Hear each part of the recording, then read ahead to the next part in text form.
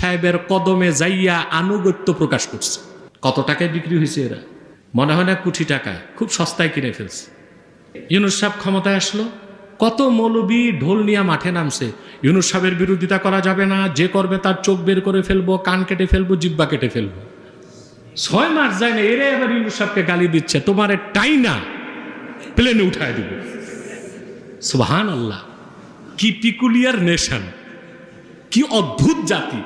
যে বেশি উপকার করবে এই জাতি তাকেই আগে বাস দিবে। মৌলিক স্বার্থ আমরা এক হতে পারি না।